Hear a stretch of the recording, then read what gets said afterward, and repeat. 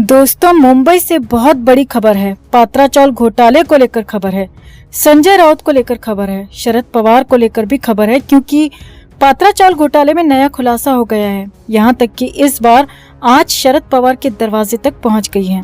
शरद पवार के घर पर दस्तक हो गई है और सबसे बड़ी बात यह है कि इस खुलासे पर शरद पवार ने चुप्पी साध ली है, जिसके बाद तो बवाल मच गया है। क्योंकि मामला सिर्फ इतना नहीं है, बल्कि खबरें तो यहाँ तक हैं कि संजय राउत ने अपना मुंह खोल दिया होगा।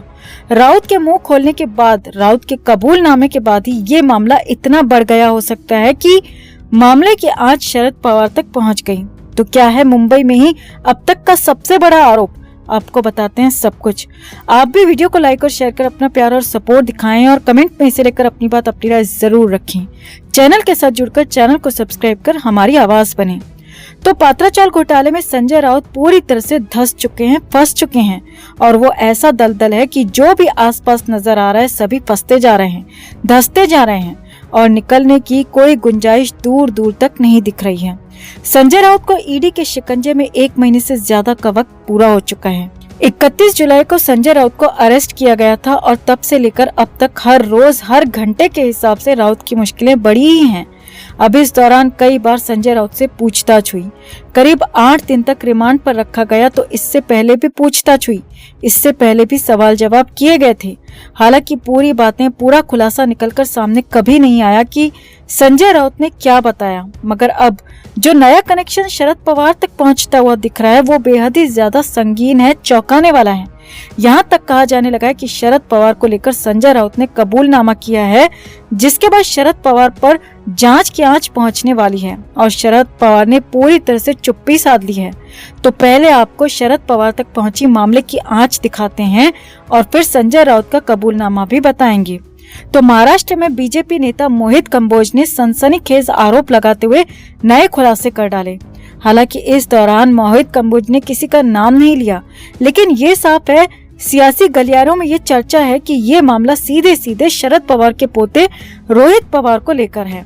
रोहित पवार पर मोहित कंबोज ने सीधा सीधा बड़ा हमला किया है, जिसमें पात्रा चावल घोटाले को लेकर भी घसीट लिया है और बड़े पैसे खाने की, बड़े खुलासे के बड़े भयानक खुलासे कर डाले। मोहित कंबोज ने लिखा है, 2006 में एक गबरू जवान ने ग्रीन एकर्स रिसोर्ट के तहत 200 तरह के बिजनेस के तहत स्टार्टअप शुरू किया, जिसमें प्लास्टिक, हीरा, सोना, एक्सपोर्ट इंपोर्ट और दारू से लेकर चड्डी तक का धंधा शामिल था। अब इसका नाम गिनीज बुक में आना चाहिए। अब ये तो शुरुआत थी, लेकिन असली मामला इसके बाद खुला, आगे वाले बयान में खुला, जिसमें मोहित कंबोज ने लिखा कि महाराष्ट्र में हुए बैंक घोटाले, बीएमसी घोटाले और पात्रा चावल घोटाले में भी खूब खेल हुआ और पात्रा चावल घोटाले में रोहित पवार ने, यानी कि शरद पवार के पोते ने कितने का हेरफेर किया, कितने की शक्कर खाई, इसका जल्दी पता लगेगा। यानी कि सीधे सीधे आरोप जड़ दिया, खुलासा कर दिया कि संजय राउत वाले पात्रा चावल घोटाले में रोहित पवार का भी नाम है और सीधे सीधे शरद पवार के पोते को इसमें घसीट लिया। आगे देखिए, शरद पवार के पोते का नाम पात्रा चावल घोटाले में लिया और बहुत जल्द बड़े खुलासे करने का बहुत बड़ा दावा भी कर दिया। अब इस पर रोहित पवार का भी बयान आ गया, जिसमें रोहित पवार ने साफ साफ कह दिया कि ये सब सिर्फ पब्लिसिटी के लिए किया गया और मुझे निशाना बनाया गया और मुझे अब तक किसी भी एजेंसी का कोई समन नहीं मिला है। अब यहीं पर बवाल हो गया, क्योंकि संजय राउत भले ही शिवसेना में हैं, लेकिन उनकी सबसे ज्यादा करीबी शरद पवार के साथ मानी जाती रही है और ये सब जानते हैं।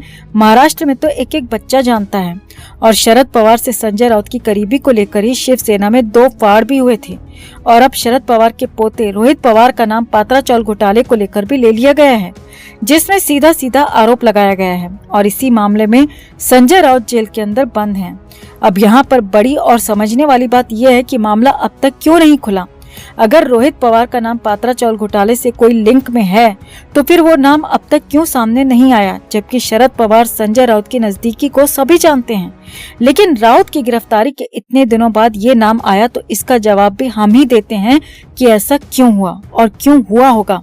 तो इसका जवाब है संजय राउत का कबूलनामा। जी हाँ दोस्तों, हो सकता है कि संजय राउत ने कई नाम बताए हों, कई नामों का खुलासा किया हो पात्रा चावल घोटाले में, पैसे के लेन देन में, फायदा लेने वालों में और इसमें कौन कौन शामिल थे ये संजय राउत ने जरूर बताया हो सकता है, क्योंकि 1000 करोड़ का घोटाला अगर हुआ है तो वो सिर्फ अकेले संजय राउत ने नहीं किया होगा, ये सभी जानते हैं, बल्कि कई अन्य लोग भी इसमें शामिल जरूर होंगे और इसके तार ईडी खोज रही है।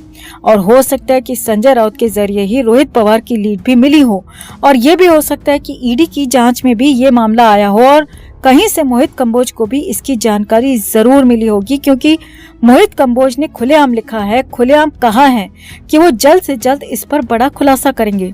पात्रा चावल घोटाले में कितनी शक्कर रोहित पवार ने खाई, यानी कि घोटाले में कितना हिस्सा रोहित पवार ने लिया, वो बताएंगे। और इसके बाद तो महाराष्ट्र की सियासत में नया बवाल मच गया है, क्योंकि महाराष्ट्र की सियासत में शरद पवार खासे पावरफुल माने जाते हैं। उन तक या फिर उनके परिवार तक भी अगर जांच की आंच पहुंचती है, संजय राउत का ये मामला पहुंचता है, तो ये गंभीर मामला हो सकता है, क्योंकि अब तक शरद पवार तक मामले की आंच नहीं पहुंची थी और पहली बार है ये जबकि शरद पवार तक उनके घर तक मामला पहुंचता हुआ दिख रहा है। बहुत बड़ा आरोप यहाँ कहें कि बहुत बड़ी बात, बड़ा खुलासा मोहित कंबोज ने किया है, क्योंकि इतनी बड़ी बात कोई भी बिना सबूतों के या फिर बिना गवाहों के कहता नहीं है। लिहाजा यहाँ पर ये बड़ी बातें इसके पीछे हो सकती हैं। अब यहाँ पर शरद पवार संजय राउत के लिए भी चाणक्य थे, तो वो भी अगर यहाँ पर फंसते हैं तो भी बड़ा बवाल होना तय है।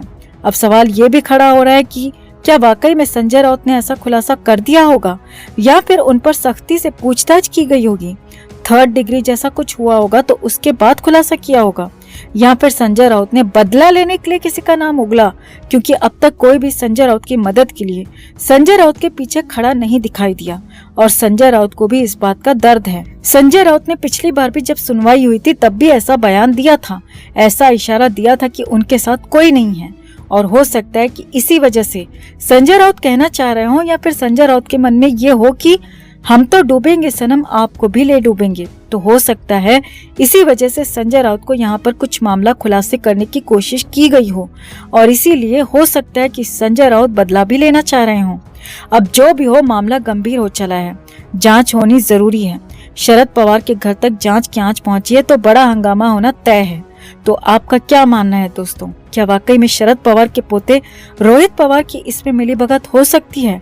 रोहित पवार क्या पात्रा चावल घोटाले में शामिल हो सकते हैं या फिर बीजेपी नेता ने यहाँ झूठे आरोप लगा दिए? आप भी इसे लेकर कमेंट में अपनी बात, अपनी राय जरूर रखें। वीडियो को लाइक और शेयर कर अपना प्यार और सपोर्ट जरूर दिखाएं। आगे बढ़ने से पहले आपको बता दें दोस्तों कि हमने एक और नया चैनल शुरू किया है। हम आज जहां भी पहुंचे हैं वो सब आपकी बदौलत है, तभी हम हमेशा कहते हैं कि आप हैं तो हम हैं। तो जिस तरह आपने इस चैनल को अपना प्यार दिया है, हमारे नए चैनल को भी जरूर दें। लिंक डिस्क्रिप्शन में है, जल्दी से जाकर चेकआउट करें। सपोर्ट के लिए लाइक, सब्सक्राइब और शेयर जरूर करें।